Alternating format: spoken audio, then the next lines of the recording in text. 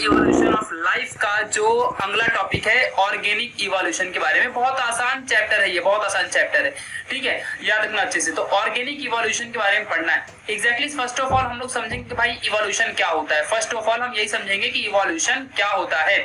हम लोगों ने ऑलरेडी 10th में पढ़ा था कि जो ग्रेजुअल चेंज होता है किसी भी ऑर्गेनिज्म में, ठीक है। जैसे कि सपोज अगर मैं बात करूं, कोई एक ए नाम का इंसान है और आज से 1000 ईयर्स एगो ये रहा करता था, ठीक है। और आज से 1000 ईयर्स एगो इसकी हाइट बहुत ज्यादा बड़ी रही करती होगी, ठीक है। इसकी बॉडी ज्यादा ब्लैक रही होगी, ठीक है। ये जो इंसान रहा होगा ये बहुत ज्यादा टॉल रहा होगा और अंदर से मतलब ज्यादा स्ट्रॉन्ग रहा होगा मे बी, ठीक है, ऐसा रहा होगा। और आज 1000 ईयर्स बाद जो इंसान है मतलब थोड़े छोटे होते होंगे या फिर में भी ऐसा कुछ भी चेंजेस हो सकते हैं बॉडी में।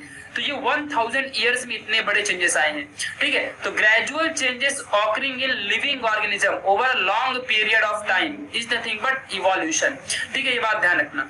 जो वर्ड इवोल्यूशन है ना, ये अपना लैटिन वर्ड से आया है, लैटिन, जिसमें से ई का मतलब होता है फ्रॉम एंड वॉल्वियर यानी कि इवॉल्व, ठीक है, ऐसा इवोल्यूशन। तो ई का मतलब है ऐसा फ्रॉम, और इवॉल्व जो वॉल्यूशन वर्ड आया है ये वॉल्वियर वर्ड से बना है, जिसका मतलब होता है टू रोल, ठीक है, रोल आउट, ठीक है, ऐसा होता है ना रोल, वैसा। तो एक्ट ऑफ अ रोलिंग और अनफोल्डिंग ऑफ अ नेचर, यानी कि जो भी मतलब अनफोल्डिंग या रोलिंग का मतलब है कि हम लोग बार बार अपने आप को डिफाइन करते हैं न्यू वेज में, अलग अलग तरीके से हम अपने आप को चेंजेस करते हैं over a long period of time. एक दिन में ऐसा चेंजेस नहीं होता है, ठीक है, बहुत दिनों में हम अपनी बॉडी को चेंजेस करते हैं धीरे धीरे धीरे धीरे ऐसा करके, ठीक है। जैसे कि अभी ह्यूमन बींग्स की जो हाइट है आपने देखा होगा, आज से 2000 ईयर्स एगो से अगर कंपैरिजन किया जाए तो आप लोग को पता चला होगा कि इंसानों की जो हाइट है वो छोटी होते जा रही है दिन पे दिन, ठीक है। मतलब अभी अफ्रीकन लोग हैं अपने, बट फिर भी अपने जो ह्यूमन बींग्स की हाइट है वो हल्का सा ग्रेजुअली डिक्रीज हो रही है। आप फीमेल लोग की हाइट तो देख ही सकते हो, ठीक है,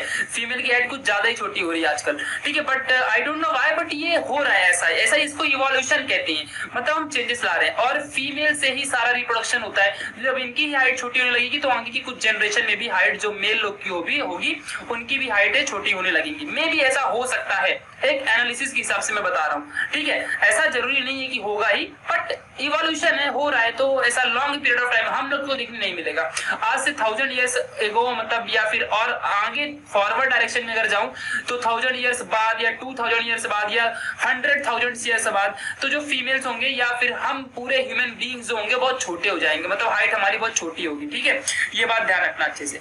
चलो, तो ऐसा मे भी हो सकता है, नहीं भी हो सकता है, बट अगर ऐसा हुआ तो ये एक दिन में तो नहीं होगा। तो 1000 ईयर्स लग गए ना, इसका मतलब क्या है कि इसका मतलब ये ग्रेजुअल चेंज है, धीरे धीरे लाइन बाय लाइन चेंज हुआ है over a long period of time, ठीक है। तो ये रोलिंग है या फिर अनफोल्डिंग ऑफ द नेचर है, ठीक है, ये बात ध्यान रखना। नाउ ऑर्गेनिक इवोल्यूशन मतलब क्या, मतलब यहाँ पे ध्यान दो, परफेक्ट डेफिनेशन एग्जाम में लिखनी पड़ेगी, इसलिए मैं यहाँ पे आपको बता रहा हूँ। तो ऑर्गेनिक इवोल्यूशन मतलब क्या होता है? Organic evolution is defined as slow, बहुत आसान से डेफिनेशन है और यहाँ पे थियरी बहुत ज्यादा है, बट सारा स्टोरी जैसा है, स्टोरी एकदम पढ़नी है, ठीक है, ये बात ध्यान रखना। तो organic evolution is slow, gradual, continuous and irreversible. एक बार अगर आपकी बॉडी में कुछ चेंजेस आ गए तो वापस से रिवर्स नहीं हो सकते।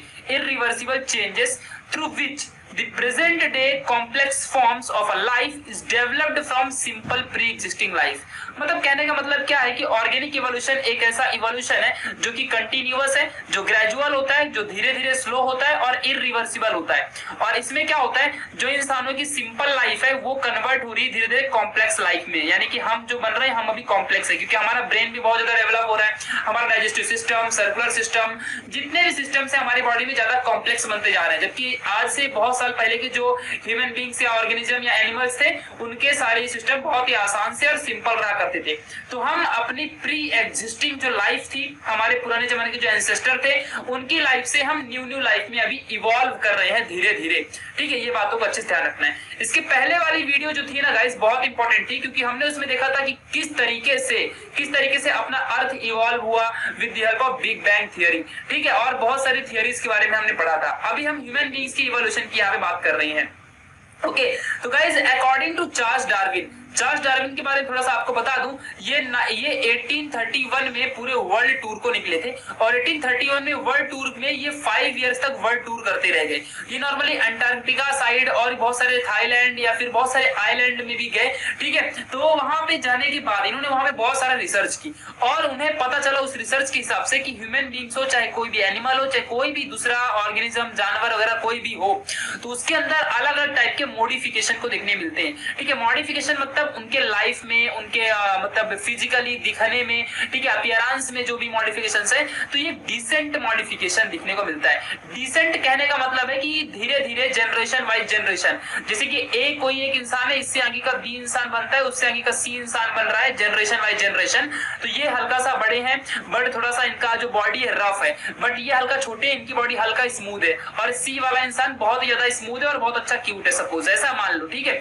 तो इस तरीके से डिसेंट मतलब आगे जनरेशन बाय जनरेशन चेंजेस होना, ठीक है। या तो यहाँ पे डिसेंट मॉडिफिकेशन की बात हुई है, मतलब जनरेशन बाय जनरेशन मॉडिफिकेशन होना, ठीक है। तो ये चार्ल्स डार्विन ने बताया कि जितने भी एनिमल्स हैं इनमें डिसेंट मॉडिफिकेशन होती है, ठीक है। ये बात अच्छे से आपको ध्यान रखना है, ठीक है। और इसी बात को हमने चैप्टर नंबर 2 में क्लास 10th साइंस 2 में पढ़ा था, लामार्किज्म के बारे में, ठीक है। तो लामार्किज्म में हमने क्या पढ़ा था, इन्होंने थियरी ऑफ एक्वायर्ड कैरेक्टर दिया था। क्या दिया था, कौन सी थियरी दी थी, थियरी ऑफ एक्वायर्ड कैरेक्टर। इस थियरी के हिसाब से इन्होंने बताया था कि अगर कोई भी ह्यूमन बीइंग्स हो, चाहे कोई भी इंसान मतलब या कोई भी जानवर, जैसे जिराफ के ऊपर इन्होंने अच्छा प्रैक्टिकल दिया था, तो कोई भी अगर सपोज बॉडी है, तो अगर कंटिन्यूअसली ये अपने बॉडी का कोई पार्ट इंटरनली एक्सटर्नली ज्यादा इस्तेमाल करता है, तो वो बॉडी पार्ट जो होगा वो ज्यादा इवॉल्व करेगा, ठीक है। ऐसा थियरी ऑफ एक्वायर्ड कैरेक्टर बोलता है, मतलब वो जो पार्ट होगा बॉडी का, वो ऐसे कैरेक्टर को एक्वायर कर लेगा और आगे की जनरेशन में भी ये क्या होंगे, कैरेक्टर आगे इवॉल्व होंगे। मतलब अगर कोई इंसान है, सपोज अगर मैं किसी स्मिथ की बात करूं, स्मिथ मतलब जैसे कि सपोज अगर मैं सपोज आयरन स्मिथ की बात कर रहा हूं, तो मतलब वो लोहार की बात कर रहा हूं जो लोहे को पीटता है, ठीक है। ऐसा गोल्ड स्मिथ की बात करूं तो वो सोनार होते हैं, ठीक है। ऐसा तो अगर मैं यहाँ पे बात करूं, अगर सपोज जो लोहे को पीटने का काम करते हैं, ठीक है, तो उनके जो शोल्डर होते हैं वो ज्यादा स्ट्रांग होते हैं। तो अगर सपोज अगर उसके जो शोल्डर है वो ज्यादा एक्वायर कर लिए कैरेक्टर को, क्योंकि वो कंटिन्यूअसली अपने शोल्डर को इस्तेमाल करता है, तो उसके शोल्डर ज्यादा मजबूत हो जाएंगे। तो इसका मतलब अकॉर्डिंग टू लामार्किज्म क्या होता है कि जो आगे की जनरेशन होगी उसका शोल्डर भी क्या रहेगा, ज्यादा मतलब मजबूत रहेगा। ऐसा एक्वायर्ड कैरेक्टर थियरी बोलती है ऑफ द लामार्क। बट ये थियरी आगे चल के रॉन्ग प्रूफ होती है, टोटली रॉन्ग प्रूफ हो जाती है। वाई ऑगस्ट विसमैन ने इसको क्या करते हैं, प्रूफ कर देते हैं रॉन्ग। कैसा प्रूफ करते हैं, क्योंकि यहाँ पे अगर ऐसा है तो इन्होंने ऑगस्ट विसमैन ने क्या किया, चूहों को पकड़ा, चूहे यानी कि माउस को इन्होंने बहुत सारे माउस को पकड़ा और इनकी जो टेल थी, इनकी टेल को क्या कर दिया, काट दिया, ठीक है। और काट देते थे तो अभी अकॉर्डिंग टू लामार्क इनकी जो टेल है अगर इन्होंने काटा तो जो नेक्स्ट जनरेशन है और फिर उस जनरेशन में देखो ऐसा इन्होंने 21 जनरेशन में किया। पहली एक टेल को पकड़ा, मतलब किसी भी चूहे की टेल को पकड़ा और उसे कट कर दिया, फिर इसी चूहे से, इसी माउस से जो नेक्स्ट जनरेशन आई तो उसकी वाली टेल को फिर से काट दिया, फिर से कट कर दिया, फिर इसकी आगे की जनरेशन आई तो उसकी टेल को भी काट दिया। ऐसा 21 जनरेशन तक ऑगस्ट विसमैन ने काम किया, ठीक है। तो इसके हिसाब से क्या होना चाहिए था कि जब ये सभी की टेल को कट कर रहे हैं तो 21th वाला जो जनरेशन है उसमें टेल ही नहीं होनी चाहिए, क्योंकि यहाँ पे हर एक जनरेशन में टेल है ही नहीं, ठीक है। तो इससे क्या प्रूफ होता है कि जो लामार्क ने बोला था कि अगर कोई भी बॉडी है, कोई भी दुनिया में एनिमल है, अगर वो अपने किसी भी बॉडी पार्ट्स का ज्यादा इस्तेमाल करता है तो उसका बॉडी पार्ट ज्यादा एक्वायर्ड हो जाएगा और नेक्स्ट जनरेशन में भी वो पूरे कैरेक्टर ट्रांसफर हो जाते हैं, और अगर नहीं करेगा तो वो कैरेक्टर भी ट्रांसफर होंगे। मतलब अगर सपोज कोई अपने हैंड का इस्तेमाल अच्छे से नहीं करता है तो उसके हैंड एकदम लूज हो जाएंगे, ठीक है, तो वही कैरेक्टर उसके आगे की जनरेशन में भी चला जाएगा। बट ऐसा बिल्कुल नहीं होता है, ऐसा ऑगस्ट विसमैन ने बोला। तो ऑगस्ट विसमैन के हिसाब से क्या होती है, क्या एक बात इन्होंने बताई कि जो भी यहाँ पे चेंजेस होते हैं वो सोमैटिक सेल के लेवल में बिल्कुल नहीं होते, क्योंकि सोमैटिक जो सेल होते हैं वो अपनी बॉडी का फॉर्मेशन करते हैं, बॉडी के स्ट्रक्चर को डिफाइन करते हैं। तो कोई भी कैरेक्टर, कोई भी थियरी जो है वो सोमैटिक सेल में अप्लाई नहीं होती है, ठीक है। मतलब सोमैटिक सेल यहाँ पे कोई भी थियरी, कोई भी मतलब कैरेक्टर को, जीन्स के कैरेक्टर को एक्वायर नहीं करते और ना ही ये हेरिडिटी परफॉर्म करते हैं, मतलब ना ही कोई भी जेनेटिक कैरेक्टर को आगे के जनरेशन में ट्रांसफर करते हैं। इनके according only and only germ cell, ये जर्म सेल जो होते हैं जो कि जिसमें क्रोमोसोमल रिकॉम्बिनेशन होता है, जब male and female gametes combine होते हैं, रिकॉम्बिनेशन होता है क्रोमोसोम का, क्रॉसिंग ओवर के टाइम पे, ठीक है। तो उस टाइम पे जो जर्म्स लेयर है यही क्या करते हैं, सिर्फ हेरिडिटी करवाते हैं, यानी कि यही सिर्फ जीन्स को, कैरेक्टर को ट्रांसफर करते हैं from one generation to the another generation, not somatic cell. So according to Lamarck जो इनकी थियरी थी, तो ये जो यहाँ पे जिराफ वगैरह है अगर ज्यादा इस्तेमाल करेगा अपने नेक को किसी भी लीफ वगैरह को खाने के लिए, तो उसका लीफ ज्यादा बड़ा हो जाता है, ठीक है। तो ऐसा बिल्कुल भी नहीं है, यहाँ पे ओनली जर्म सेल जो होता है यही क्या करते हैं, कैरेक्टर को ट्रांसफर करवाते हैं, not a somatic cell, according to August Weismann ऐसा बोलते हैं। और इन्होंने पूरी लामार्क की थ्योरी को प्रूव कर दिया, ठीक है। ये बात ध्यान रखना। चलो आगे बढ़ते हैं डार्विनिज्म के बारे में। तो डार्विनिज्म ने बहुत ही अच्छी थ्योरी दी थी जिसे हम थियरी ऑफ नेचुरल सिलेक्शन भी कहते हैं, ठीक है। Origin of species by natural selection, जिसे नेचर ने सिलेक्ट किया वो स्पीसीज क्या हुई, इवॉल्व हुई, ठीक है। मतलब ओरिजिन जो है स्पीसीज का बाय नेचुरल सिलेक्शन प्रोसेस के थ्रू। तो ये जो थियरी है इनकी डार्विनिज्म, डार्विन, चार्ल्स डार्विन जो थे, इन्होंने बहुत ज्यादा प्रैक्टिस की थी और ये बहुत मतलब अच्छे बड़े बायोलॉजिस्ट भी माने जाते हैं। तो डार्विनिज्म ने क्या किया, यहाँ पे 5 पोस्टुलेट दिए और इन्हीं 5 पोस्टुलेट की बेसिस पे इनकी थियरी है। पहली पोस्टुलेट है ओवर प्रोडक्शन, दूसरी है struggle for existence, organic variation, natural selection and organic origin of new species. तो ओवर प्रोडक्शन में क्या है, देखो मैं अभी आपको बताऊंगा, डोंट वरी। ओवर प्रोडक्शन, तो इन्होंने जब 5 इयर्स की अपनी जर्नी में इन्होंने देखा कि कुछ एनिमल्स, कुछ ऑर्गेनिज्म ऐसे हैं जो एक साथ में लैक्स ऑफ अपने चाइल्ड प्रोजिनी को प्रोड्यूस करते हैं। लैक्स ऑफ प्रोजिनी मतलब ऑफस्प्रिंग, यानी कि जो चिल्ड्रन होते हैं, जैसे कि अगर सपोज कोई एक मदर है नॉर्मली ह्यूमन बींग्स में, तो एक मदर से नॉर्मली 2 to 3 ट्विंस हम मतलब जनरेट कर सकते हैं अपने ह्यूमन बींग में। तो जैसे स्नेक होता है तो वो एग्स देता है, एक बार में 2 to 4 या 5-10 एग्स इतने देता है, ठीक है। ऐसे ही अगर आपने देखा होगा कि जो मतलब स्कॉर्पियन होता है, बिच्छू, ठीक है, तो वो एक बार में 32 to 36, 45 इतना एग्स देता है। तो वैसे कुछ ऐसे भी एनिमल है जो लैक्स ऑफ एग्स देते हैं और उनकी आगे की प्रोजेनी क्रिएट होती है। मतलब ओवर प्रोडक्शन होता है एनिमल्स का, over production of the organisms.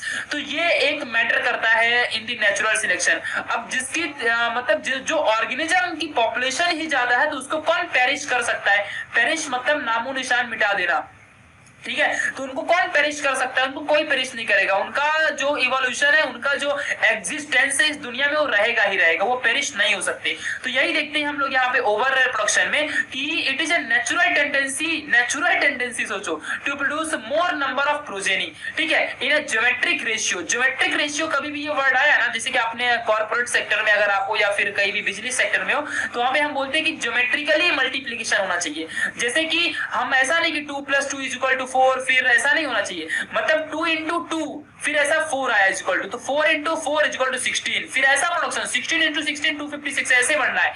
मतलब इस तरीके से ग्रोथ होना चाहिए, मतलब मल्टीप्लीकेशन ज्योमेट्रिकली ग्रोथ होना चाहिए। मतलब 4 का सीधा 16, 16 का ऐसा मतलब 32 नहीं होना चाहिए डायरेक्टली, 16 का 256 ऐसा। तो डायरेक्टली ऐसी ग्रोथ को हम ज्योमेट्रिक रेशियो या फिर ज्योमेट्रिक ग्रोथ कहते हैं, ठीक है। तो इन स्पीसीज का इस तरीके से कुछ परपेचुएशन हुआ, यानी कि डेवलपमेंट हुआ, ठीक है। और ये एक नेचुरल टेंडेंसी होती है to produce more number of progeny. एक एग्जांपल दूंगा, सैल्मन फिश जो होती है 28 lakhs of eggs at a time in a single season produce करती है। अब सोच लो, तो सैल्मन फिश को कोई खत्म कर सकता है क्या? हमारे में ओनली 9 मंथ में एक सिंगल प्रोडक्शन होता है, बट इनमें 28 lakhs प्रोडक्शन होगा एक बार में सैल्मन फिश में। तो सोचो इनका तो ऑटोमेटिकली भाई ओवर प्रोडक्शन हो रहा है, ठीक है। तो ये मैटर करता है डार्विन के नेचुरल सिलेक्शन में, ये ज्यादा नेचर में सिलेक्ट होंगे, इनकी पॉपुलेशन ज्यादा रहेगी, ठीक है। नेक्स्ट है स्ट्रगल फॉर एग्जिस्टेंस में हम लोग देखते हैं। स्ट्रगल फॉर एग्जिस्टेंस में हम लोग अभी क्या दिखेंगे कि बहुत ज्यादा स्ट्रगल है फॉर फूड मटेरियल। जैसे कि आपने हिस्ट्री भी पढ़ी होगी, तो बहुत ज्यादा मतलब जो पहले टाइम के किंग वगैरह हुआ करते थे तो किंगडम के लिए स्ट्रगल किया करते थे, ठीक है, कि मैं अगर सारे किंगडम को जीत लूं तो मेरा पूरा किंगडम हो जाएगा। सो वैसे ही यहाँ पे स्ट्रगल फॉर एग्जिस्टेंस मतलब लाइफ को एग्जिस्टेंट बनाने के लिए बहुत ज्यादा स्ट्रगल है। Tendency over production leads to struggle of existence, मतलब ज्यादा अगर प्रोडक्शन होगा, सिंपल सी बात है, अगर किसी भी इंडिया के किसी भी स्टेट में या कहीं भी मतलब पूरे वर्ल्ड वाइड कहीं भी अगर ज्यादा पॉपुलेशन है, ठीक है, और वहां पे अगर जॉब सपोज 100 है और 100 जॉब के लिए 1000 लोग अप्लाई कर रहे हैं, तो इस जॉब के लिए स्ट्रगल ऑटोमेटिकली होगा ना।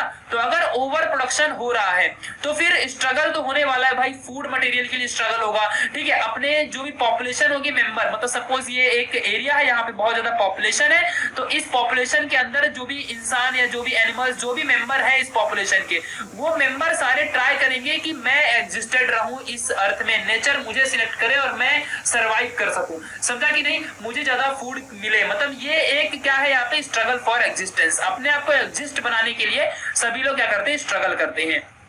ठीक है, तो ये बात अच्छे से आपको ध्यान रखनी है, क्योंकि देखो सोर्सेस लिमिटेड है, फूड जो है अपने पास वो लिमिटेड अमाउंट में है, बट पॉपुलेशन ओवर प्रोडक्शन की वजह से बहुत ज्यादा हो रही है। सो यहाँ पे क्या हो रहा है, स्ट्रगल हो रहा है फॉर दी प्रोडक्शन या फॉर दी एग्जिस्टेंस। ओके, चलो थर्ड पॉइंट समझते हैं ऑर्गेनिक वेरिएशंस के बारे में। गाइस ये जो चीजें है ना अभी एग्जैक्ट है, तो हमको बस यहाँ पे कॉन्सेप्ट को समझते जाना है, इसलिए मैंने इसकी नोट्स वगैरह क्रिएट नहीं किए, और यही चीजें आपको एग्जाम में भी लिखनी है सेम टू सेम एग्जैक्टली। तो कोई फायदा नहीं है नोट्स बना के, क्योंकि जो चीज एग्जैक्ट लिखनी है तो फिर कोई फायदा नहीं है। ठीक है, तो ऑर्गेनिक वेरिएशंस में क्या होता है ये आपको समझना है कि ये जो वेरिएशंस है ये डिफरेंट टाइप की फिजियोलॉजी, न्यूट्रिशन, हैबिटेट, बिहेवियरल, फिर मॉर्फोलॉजी यानी कि बाहर का स्ट्रक्चर, एक्सटर्नल स्ट्रक्चर मतलब मॉर्फोलॉजी, फिजियोलॉजी यानी बॉडी की स्ट्रक्चर, न्यूट्रिशन आपको पता ही है, हैबिटेट, बिहेवियरल जो पैटर्न्स है, तो इन सभी को यहाँ पे क्या होता है, ये in the form of raw material हम यूज करते हैं। और जैसा जिसका मॉर्फोलॉजिकल स्ट्रक्चर होगा यानी कि एक्सटर्नल स्ट्रक्चर होगा, जैसा जिसका फिजिकल स्ट्रक्चर होगा, न्यूट्रिशन जिसका जैसा होगा, हैबिटेट में कैसा उनका बिहेवियर है, तो इस हिसाब से भी इवोल्यूशन होता है हर एक ऑर्गेनिज्म के अंदर। ठीक है, तो इसे क्या बोलते हैं, अब इसी तरीके से कोई दूसरे हैबिटेट में रह रहे तो कुछ दूसरे तरीके का दिखेगा, कोई दूसरा न्यूट्रिशन, कोई मैल न्यूट्रिशन का शिकार हो गया, किसी को अच्छा न्यूट्रिशन मिलता है तो वो अच्छा उसकी स्पेसीज बनेगी, किसी की फिजियोलॉजी जो होती है बहुत अच्छी होती है, किसी की मॉर्फोलॉजी अच्छी होती है, तो ये एक टाइप के ऑर्गेनिक वेरिएशंस होती हैं। फिर फोर्थ नंबर है नेचुरल सिलेक्शन देखते हैं, तो यहाँ पे वही चीज है भाई कि मतलब अपने आप को एग्जिस्ट बनाने के लिए, एग्जिस्ट मतलब रहने के लिए, अपने आप को अडॉप्ट करवाने के लिए बहुत सारे ऑर्गेनिज्म फाइट करते हैं। ठीक है, मतलब आपने डिस्कवरी वगैरह चैनल में भी देखा होगा, नेट जियो जो है एनिमल्स के बहुत सारे चैनल्स आते हैं टीवी वगैरह में, तो आपने वहां भी देखा होगा कि बहुत सारे एनिमल्स ट्राई करते हैं कि हम शिकार करें, हम दूसरे एनिमल को खत्म करके खा लें। ठीक है, तो स्ट्रगल फॉर दी फूड यहाँ पे बहुत ज्यादा होता है एनिमल्स में, आपने देखा भी होगा। ठीक है, तो यहाँ पे स्ट्रगल होता है एग्जिस्टेंस के लिए ऑफ द ऑर्गेनिज्म, और बहुत सारे ट्राई करते हैं कि हम फेवरेबल वेरिएशंस करें, मतलब और फेवरेबल कंडीशंस में भी रहे, हमारे लिए फेवरेबल हैबिटेट हो, जो हैबिटेट हमारे लिए फेवरेबल है हम वहां पे जाके जिंदा रहेंगे। ठीक है, तो ये बात बहुत इंपॉर्टेंट है। और यहीं पे थियरी आती है डार्विन की, सर्वाइवल ऑफ द फिटेस्ट। तो यहाँ पे जो ज्यादा सर्वाइव करेगा, जो ज्यादा स्ट्रगल करेगा, सिंपल सी बात है इस दुनिया में जो ज्यादा स्ट्रगल करेगा तो वो ज्यादा फूड गेन करेगा, सिंपल सी बात है एनिमल्स में। अगर सपोज आप नॉलेज के लिए स्ट्रगल कर रहे हो तो आप ज्यादा नॉलेज गेन करोगे, और जो ज्यादा स्ट्रगल करेगा वही फिट है, और जो फिट है वही नेचर में सर्वाइव करेगा। तो यही है theory of natural selection, because nature उसी को सिलेक्ट करता है जो ज्यादा सारे डायमेंशंस में फिट होता है। अगर आप नॉलेज में ज्यादा फिट हो तो आप और अच्छा काम कर सकते हो, अगर आप फिजिकली ज्यादा फिट हो तो और मतलब ये तभी भी आप अच्छा काम कर सकते हो, अगर आप स्पोर्ट्स के एरिया में फिट हो तो आपको दुनिया सिलेक्ट करेगी, यानी नेचर सिलेक्ट करेगा। नेचर में हम सब तो आते हैं, ठीक है, तो हम सब सिलेक्ट करेंगे। ठीक है, मतलब ऐसा होता है। तो इसमें से इन तीनों, स्पोर्ट्स हो या फिजिकली हो या फिर नॉलेज का डोमेन हो, तो इन सभी में नॉलेज को सबसे बड़ा डोमेन माना जाता है। अगर कोई नॉलेजेबल ज्यादा है, नॉलेजेबल ज्यादा फिट है, तो वो हर जगह फिट हो सकता है, क्योंकि वो हर तरीके जानता है कैसे उसको हर जगह कहाँ फिट होना है। और मेन इंपॉर्टेंट होती है डिसिप्लिन। ठीक है, तो नेचुरल डिसिप्लिन मेंटेन करना बहुत ज्यादा इंपॉर्टेंट है। अगर डिसिप्लिन मेंटेन करते हो तो आप हर जगह फिट हो जाओगे, यानी कि जो फिट है वही सर्वाइव करेगा। यही है नेचुरल सिलेक्शन की थियरी। ठीक है, ऑफ द डार्विन। नेक्स्ट है फिफ्थ वाला हैबिटेट है, यहाँ पे जो अपने पास पोस्टुलेट है, ऑरिजिन ऑफ न्यू स्पीसीज यानी स्पेशिएशन। तो मैंने इसके बारे में आपको बहुत बार बताया, और इसके पहले की जो वीडियो बताई थी वहां भी मैंने आपको अच्छे से बताया था कि in favourable variations transmitted are from the generation to the generation, यानी कि कोई एक इंसान है, एक हैबिटेट में रहता है, ये दूसरा हैबिटेट है। ठीक है, तो यहाँ से कोई भी स्पेसीज चल के सपोज इस हैबिटेट में आ गया, तो यहाँ पे ये क्या करेगा, पहले वो अडॉप्ट करेगा उस रीजन को, उस इन्वायरमेंट को, उस मतलब जो बाहर का रीति रिवाज तरीके हैं उन सभी को अडॉप्ट करेगा, और उस तरीके से वो अपनी लाइफ को आगे बढ़ाएगा। ठीक है, तो ये एक अलग स्पेसीज बन जाएगी और ये एक अलग स्पेसीज बन जाएगी, यानी कि जो यहाँ से एनिमल आया था या कोई भी चीज ने मतलब माइग्रेशन करके आया तो उसने अपने आप को अडॉप्ट किया और उसने न्यू स्पेसीज का फॉर्मेशन कर दिया। तो यहाँ पे स्पेसिएशन किस किस कंडीशन से हो सकता है, तो मे बी वो ज्योग्राफिकल कंडीशन से हो, ठीक है, ज्योग्राफिकल कंडीशन से, मे बी वो हैबिटेट की वजह से चेंज हो, ठीक है, मे बी वो फूड जहां पे ज्यादा मिले तो उसकी वजह से माइग्रेशन किया हो। तो ये सारे कॉज हैं for the formation of new species. ठीक है, तो ये बात आपको ध्यान रखनी है। तो ये 5 पोस्टुलेट्स हैं डार्विनिज्म के, डार्विन की थियरी के, जो कि यहाँ पे हमें बताते हैं सारी चीजों को। ठीक है, चलो आगे बढ़ेंगे। एविडेंसेस ऑफ डार्विनिज्म इंक्लूड्स, मतलब कौन कौन से एविडेंसेस है डार्विनिज्म के, डार्विन के कौन कौन से एविडेंस है। ठीक है। तो अभी हमको यहाँ पे डार्विन के एविडेंसेस के बारे में समझना है, ठीक है। तो जो डार्विन ने यहाँ पे आपको एग्जैक्टली चीजों को कंसेप्ट समझना है। डार्विन ने क्या बताया कि evolution of a long neck giraffe के बारे में इन्होंने थोड़ी चीजें बोली। तो इन्होंने क्या बोला कि जिराफ कंटिन्यूअसली यहाँ पे अपने आप को अडॉप्ट करता है, क्यों? सर्वाइव करने के लिए। बिकॉज जो जिराफ की नेक होती है वो नेक वो नीचे डाउनवर्ड डायरेक्शन में झुका नहीं सकता है। अपने गांव वगैरह में काऊ और बैल वगैरह होते हैं, बकरियां गोट वगैरह होती है, तो इन सभी को अपने मतलब नीचे जो भी इनका फूड इंटेक करते हैं तो ये झुक के करते हैं, ठीक है। नीचे की जो घास होती है उसी नीचे झुक के खाते हैं। But giraffe can not do that, ठीक है। जिराफ ऐसा नहीं कर सकता है, तो वो ओनली ऊपर से ही कुछ खा सकता है, ठीक है। तो ये अपनी नेक को हमेशा ऊपर रखता है और जो भी प्लांट्स होते हैं बड़े बड़े उनके लीव्स को ये खाता है। तो ये अपने आप को सर्वाइव करने के लिए इसने अपने आप को अडॉप्ट किया है, ना कि कोई यहाँ पे लामार्क की थियरी अप्लाई होती है। ऐसा कुछ भी नहीं है कि उसकी जो बॉडी है उसने अपने आप को चेंजेस लाया है और फिर आगे के जो जिराफ आएंगे वो क्या करेंगे, अपने आप को उसमें जिराफ टू जिराफ ऐसे जो उनका नेक है बड़ा होते ही जाएगा। ऐसा कुछ नहीं है। सभी के सभी जिराफ नॉर्मली अपनी साइज के हिसाब से छोटे ही होते हैं, बाद में उनकी नेक बड़ी होती रहती है। यानी कि उन्होंने अपनी लाइफ में अडॉप्ट किया है, ठीक है। जैसे ही बॉर्न होगा नया जिराफ, वो अपने आप को सर्वाइव करने के लिए, किसी भी एरिया में सर्वाइव करने के लिए वो ऑफस्प्रिंग क्या करेगा, अपने आप को क्या करेगा, बहुत ही अच्छे तरीके से डेवलप करेगा, जिससे कि वो खुद नेचर में सर्वाइव हो सके। और अगर वो ऐसा एडॉप्टेशन नहीं करता है, अपने नेक को बड़ा नहीं करता है, तो वो फिर सर्वाइव नहीं रह पाएगा। सिमिलर वे में यहाँ पे मैं आप लोगों को एक बात बताऊंगा, ब्लैक कलर्ड पिपर्ड मॉथ होता है, मॉथ, ये भी अपने को ग्रेजुअली क्या करता है, न्यू स्पीसीज में फॉर्म करता है। एक सिंपल सा तरीका आपको बताऊंगा। पहले के टाइम पे जो मॉस्किटो हुआ करते थे, मॉस्किटो को किल करने के लिए हम डीडीटी नाम का एक केमिकल यूज करते हैं, ठीक है। डीडीटी, आपने हेलोजन डेरिवेटिव में डीडीटी के बारे में पढ़ा है केमिस्ट्री में, ठीक है। चैप्टर नंबर 10 केमिस्ट्री, डीडीटी सबसे लास्ट वाले पेज में जाके देख लेना, वहां पे डीडीटी, या फिर आपने अल्कोहल फिनॉल ईथर में भी डीडीटी के बारे में पढ़ा है। इसका स्ट्रक्चर भी एग्जाम में 2 मार्क्स को पूछता है। तो हम डीडीटी का इस्तेमाल बहुत अच्छा करते हैं मॉस्किटो को किल करने के लिए बस। बट आजकल के ऐसे मॉस्किटो बहुत होशियार हो गए और इन्होंने इनमें से कुछ वैरायटीज ऑफ, कुछ स्पीसीज ऑफ मॉस्किटो ने अपने आप को अडॉप्ट कर लिया है कि अब डीडीटी से भी वो नहीं मरते हैं और कुछ कुछ मॉस्किटो डीडीटी से खत्म हो जाते हैं, ठीक है। तो यही चीज यहाँ पे आपको इस पॉइंट में मिल जाएगी, ठीक है, कि जो मतलब मॉस्किटो है उन्होंने भी लाइन टू लाइन अपने आप को सर्वाइव करने के लिए क्या किया, उन्होंने अपने आप को एडॉप्टेशन लाया, ऐसे ही अपनी बॉडी को मेंटेन किया, ऐसे अपने अंदर बॉडी में चेंज लाए कि अब अगर डीडीटी से भी अगर आप उनको किल करना चाहो तो you can not kill them, ठीक है, बिकॉज उन्होंने अपने आप को अडॉप्ट कर लिया है। तो यही है थियरी ऑफ एडॉप्टिबिलिटी, कि अगर सपोज मुझे किसी ने अगर सपोज सहारा के डेजर्ट में डाल दिया, अफ्रीका में या फिर कहीं भी, मतलब यार रेगिस्तान में, राजस्थान में, कहीं भी आप डाल दो, थार के मतलब डेजर्ट में डाल दो, कहीं भी आप डाल दो, ठीक है। तो क्या होता है, अभी अगर मैं, या तो एक ही ऑप्शन है मेरे पास, या तो मैं मर जाऊंगा या तो फिर मैं अपने आप को अडॉप्ट करूंगा, ठीक है। तो अगर मैं अडॉप्ट करूंगा तो फिर मैं क्या करूंगा, वहां पे डेजर्ट की लाइफ को जीना स्टार्ट करूंगा, कम वाटर में रहना स्टार्ट करूंगा, कम फूड खाऊंगा,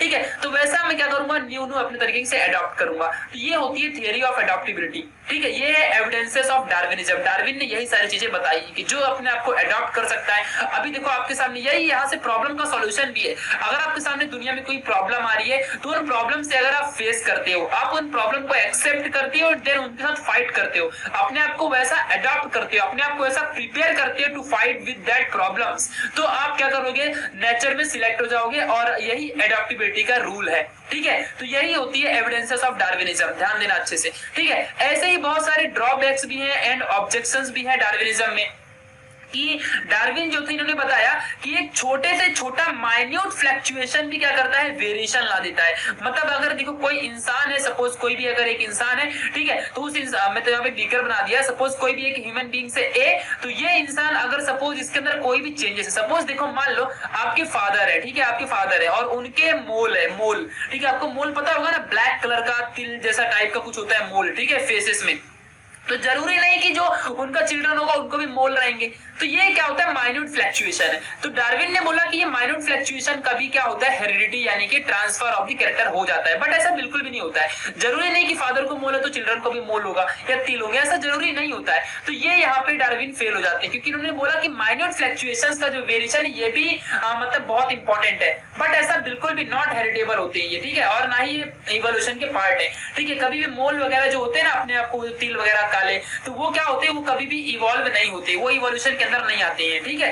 और इन्होंने ऑल्सो कोई भी डिस्टिंग्विश नहीं दिया between somatic cell and germinal cell. इन्होंने कोई ऐसी थियरी नहीं बताई जो कि सोमैटिक और जर्मिनल सेल, जैसा कि ऑगस्ट विस्मन ने बताया था कि सोमैटिक में क्या होता है, कोई भी एक्वायर्ड कैरेक्टर नहीं होता है, कोई भी इवोल्यूशन इसमें नहीं होता है, बट जो भी हेरिडिटी होती है वो जर्मिनल सेल की वजह से होती है, जर्म सेल यानी कि स्पर्म्स ओवम्स इनकी वजह से। ठीक है, तो ऐसा इन्होंने डार्विन ने कुछ नहीं बताया। ऐसे आप इसको भी रीड करोगे आपको सारी चीजें समझ जाएंगी। ठीक है, चलो आगे बढ़ते हैं म्यूटेशन थियरी। तो